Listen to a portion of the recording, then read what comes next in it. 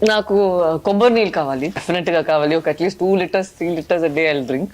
Breaking news everyone, চারদিকে এখন শুধু রাজকুমারেরই জ্বর বয়ে যাচ্ছে।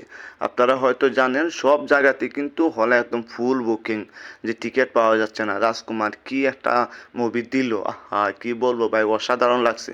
তবে অবশেষে আরেকজন নায়িকা কিন্তু মুখ খুললেন শাকিব খানের এই রাজকুমার মুভিটা দেখে। সেটা কে জানেন ভাই? তেলুগু সিনেমার জনপ্রিয় নায়িকা সাই পল্লবী।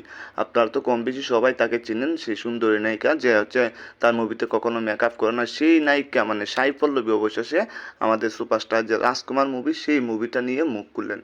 বললেন যে রাজকুমারের মতো অসাধারণ মুভি এর আগে আমি কখনোই দেখি নাই। আমাদের এই জায়গায় বা আমরা যে মুভিগুলো বানাই এগুলো হচ্ছে অ্যাকশন মুভি, কিন্তু শাকিব খান যে মুভিটা বানাই সেটা একদম হচ্ছে নীরবে কান্না করার মুভি। আর লাস্টের যে সিনটা দিছে ভাই, সেটা কি বলবো, অসাধারণ। দেখে একদম চোখে পানি চলে আসলো। একজন মায়ের সামনে ছেলের মৃত্যু, কি বলবো, একদম দুঃখের বা করুণ একটা কাহিনী। তো রাজকুমার মুভিটা হলে গিয়ে কিন্তু দেখলেন সাই পল্লবী, এবং হলে বসে কিন্তু চোখের পানি ধরে রাখতে পারলেন না। বললেন যে আমি কান্না করেছি এই রাজকুমার মুভিটা দেখে, আমার কাছে তো অসাধারণ লাগছে। আমি চেষ্টা করবো আবারও হচ্ছে এই মুভিটা দেখার। শাকিব খানের এই মুভিটা আমার সবসময় মনে থাকবে বা আমার স্মরণে থাকবে। তো শাকিব খানের সাথে আমার হয়তো খুব শীঘ্রই দেখা হতে পারে, কারণ শাকিব খান এখন তো সুপারস্টার, কি বলবো, সবার উপরে আছে।